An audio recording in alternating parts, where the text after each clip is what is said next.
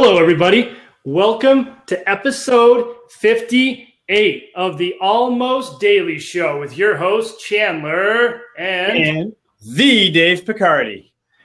We're excited for today's episode. We've been lax on the Almost Daily Show because we've traveled everywhere in the country recently, and we've done a few mobile episodes. If you follow Chan's Logic, I went live every single evening, but we haven't had the Almost Daily Show has been truly almost daily lately. Yes, it has. We've been busy, though. A lot of good stuff going on, and we've been on other people's shows, which is kind of cool, but we've kind of laxed on our own. So we're back from outer space. Yeah, we're here to see that look up on your face when we use these stupid words that make you say, We should stop now. That was so good. That was so good. You triggered me. You triggered me for the words. I know. We have rules in Out of the Cave that have been put in place, and you're not supposed to trigger Chandler because he triggers himself, right? So it's already bad enough. So you're not allowed to feed into it. That's true. If I hear one thing and it's like a little, it doesn't matter if it's a sentence or a word. I go straight into song and dance, and I can make a song out of anything. Yep, that's so true. It's true. It's exciting. It is. And so everybody liked our Chicago episode of the Almost Daily Show. There was a ton of downloads, like triple what we normally get on that one specific episode. Yeah, it was a good show. Yeah, it was. We were all fired up. We were in a kick-ass office with an unbelievable team. Sprout Social's just got a great vibe, great business, great team. So shout out to those guys. We just enjoyed ourselves. We learned a lot. We met a lot of great people, strategic partnerships for days. So we were pretty happy with that. So I'm sure the show was pretty good because of it. Yeah, it was exciting. Yeah. And then I flew from Chicago to Silicon Valley to give a talk on relationship marketing with a bunch of our Infusionsoft partner friends that we got invited to. So it was just travel after travel. Yeah, we work with everybody, and everybody always asks about Infusionsoft and what it is and how it works. And that's a whole nother episode, but it works if you have someone who does it for you. Yeah, well, that's a professional tool. And ultimately, if you really have a good handle on your business and your client experience and funnels and everything's tight, you really need an Infusionsoft type system to actually handle it correctly. And lucky for us, we have a whole department that builds that. Faux show. Faux show. That's what we say out here in the hood. I like my hood. It's pretty nice out there. Yeah. I roll down the street in my 6 faux. By 6 faux, I mean Subaru. I love it. It's so good. We did a good one today. So what are we talking about today, Chan? Yeah, so today we wanted to talk about the idea that you need to be able to display your why and your company vision to not only your employees, but your customers. And the reason you need this, and we see more often than not that like a why or a vision just displayed on the wall that everybody ignores and nobody cares about. But what we need to do is, as leaders and as the heads of our organizations and as the ones that people pay attention to and watch, we need to be the ones that can display our why in a way that makes them want to stand up and shout and be excited about it when they hear it. Because if you can be an infectious leader, you're going to get people on your staff side who want to follow you forever, and they'll do anything you say. And you're going to get customers who will follow you forever because they believe in your why and your vision. And it ultimately comes to what we talked about. You need everybody to feel like they're part of your story. And if they feel like they're part of your story, it means they understand your why and they believe in your vision. And if we can move into that, we're going to be winners as business in the long term. Yeah. So, to keep going with that thought, like, your why bleeds out of you. So it's not something you can get. We see this a lot, and especially big business, which I guess works for them pretty well. Is they have their vision and their whys and all that, and ultimately, it's how you behave, day-to-day actions. You can't manufacture your why. This sounds good. This will sell. So this is what we're going to say. You actually have to mean it. It has to actually be, if you're the leader of your community, who you are, right? And that's what's going to come out of you. Who you are is your why, and you can't fake it. You can't say this is what we do and then be or not actually deliver that service. It just doesn't work.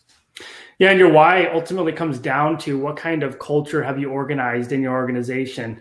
Where do you want that culture to be? What does it look like? And then where do you want to be in your long-term roadmap to success? And once you've worked that backward, now you need to look at it and say, okay, how do I showcase this in a way to where it sees out of me, and to where when I talk about it, I'm on my tippy toes and I'm pumped and I can black out and talk for 20 minutes about it. And it sounds great because it's everything that I'm thinking about, everything I want. It's the whole vision and everything wrapped up in a way that's clear and concise, but also gets people motivated to want to do it or to be excited about what's coming. And if you can display that, you're going to ultimately win in your business. But the hardest part is understanding, like, how do I display that? How do I figure that out? How do I build it? And what even is my why? And a lot of businesses don't understand what it is or how to build it. And so if you want to build it, ultimately your why is, what am I doing this for? Who am I doing this for? And why should they care about it? And that's your why, and your why should come from the heart. It's everything that you do. And our why and our reason is to build a culture of caring in as many businesses as we can, because we want more people to care about the relationship over just short-term shotgun approaches. And so once you can concisely understand that and develop that, you're in a position to where you can display the reason you're doing things in a way that makes it sound like you actually care. And I think that's, with all the service-based businesses that we work with, I think it's a common theme, right? People actually like helping people and interacting with people and changing lives. It's just what we like to do, and it is kind of our why. We want to create a culture of caring in as many businesses as possible, which is an extension of an immediate community around you. Right? I want to change as many lives as I can. Right, as I've gotten skill sets and as I've hooked up with Chandler, we've got this great skill set and all this knowledge, and we're able to scale it. Now we can help more people, right? So that is the why, but you got to walk the walk. You can't come up with that why and not try to help people. Like, so if it's sell, that's not help. And you're not going to change as many lives. So you really got to figure that out. You got to figure out, when you're pushing your why or you're talking about your why, basically you want to make sure that everybody wants to jump on the train with you, and they want to be a part of that why, and they want to constantly improve that why.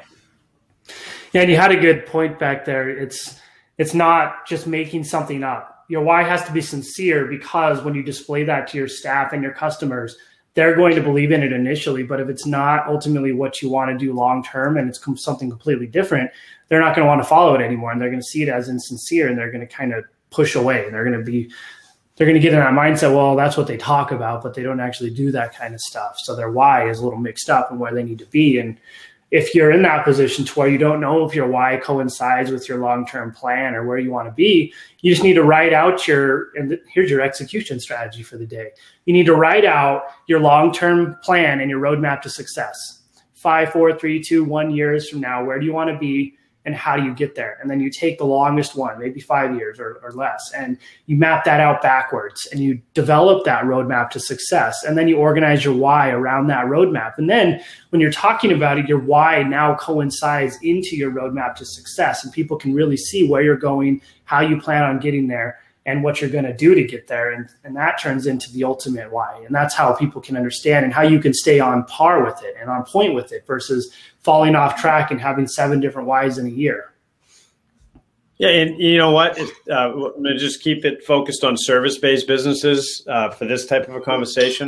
It's, if your why doesn't coincide with your product in the different levels of your product, like how are you delivering your why inside of your product?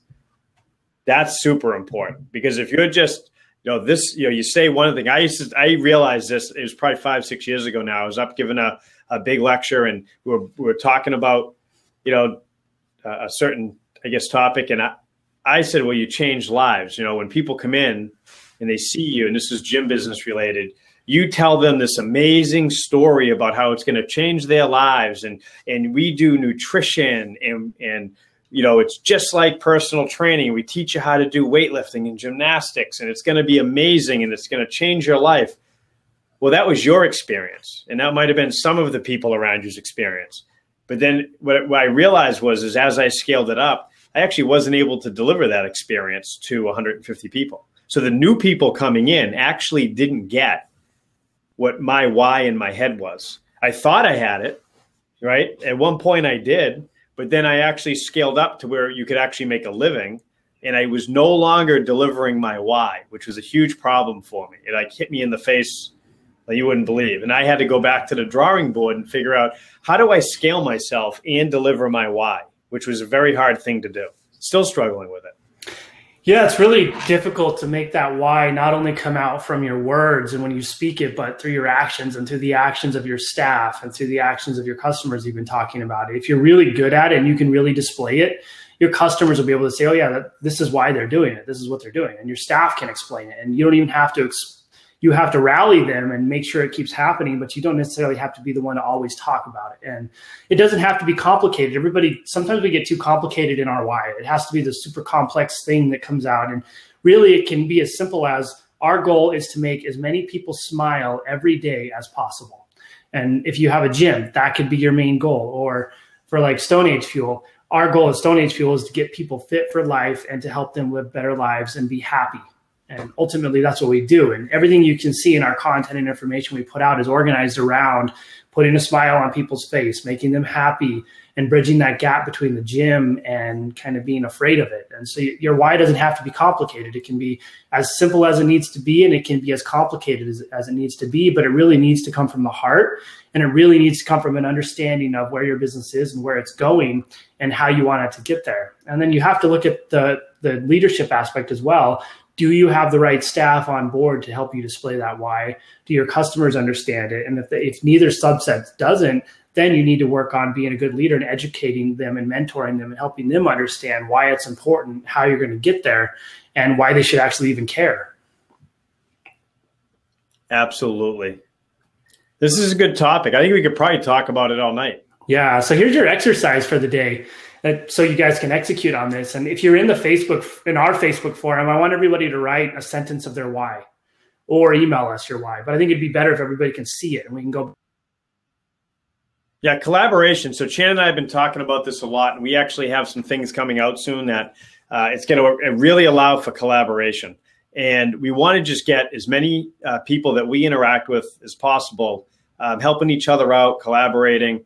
And this is a great topic. I mean, starting with your why is huge. Then you can kind of see, it's hard, right? Like, it's hard to be creative and really you maybe fine tune it, and you might have a half decent idea, and then everybody starts putting ideas in, and it might actually bring out what your actual why is going through that process. I know I need stuff like that. I have a lot of mentors in my life, and recently have been reaching back out and really interacting with a lot of them.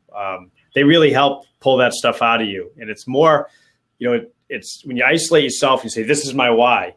That's one way to do it. But really, ultimately, it's in conversation. Leaders can help other leaders bring out those types of just responses out of you, right? What's your actual why? Yeah. So here's your exercise. We'll start it. We'll put in the Facebook forum via Out of the Cave what our why is, and we'll ask everybody what theirs is. But so when it comes down to it, in a fundamental sense and in an emotional sense, what is the one reason you're doing what you're doing? And then put a sentence around that. And so we want people to care about the business, the coach, and the clients. And so we build a culture of caring in as many businesses as possible. And so think about it that way. If you're a gym, what is the ultimate goal for people to achieve in your facility, and how do you see yourself as being that catalyst to achieve it? It might be as simple as, I want everybody to walk in and leave with a smile. It might be as simple as, we want to help as many people lose weight as possible, or it can be as complicated as, we want to help people learn how to do a double segmented pull on the triple extension of their snatch or whatever. But figure it out emotionally. Why Treehouse School of Fitness. That's right. Is we want it to be the best hour of their day. Yeah. And that can be, and everything revolves around that. So think about it, organize it from an emotional sense. What is the primary emotion you feel when you walk in your business? Why did you open the thing in the first place? And how can you use that to display the reason you're actually doing this? So write that in the comments in the Facebook forum. If you're listening to this, go join our Facebook forum search for Out of the Cave Media Facebook group and post your why in there, or you can email it to us and hello@ootcmedia.com. But let's get a conversation going and get people generating their whys and really work on whether or not it makes sense and whether or not it's cool or whatever. But if we get it writing, if you actually write it down, now you have it established, and at least it's a starting point. Good stuff. Good times. And as always, if you guys have questions, post them in the comments. We're always here to help. We've been doing a bunch of really cool podcasts we've been on other people's segments. So look out for a bunch of cool info coming out. And I guess we might see you tomorrow, maybe. Maybe. I put some money on it, though. We'll see you tomorrow. Yeah, probably now that I'm home. Traveling. All right, guys. That's right. See ya.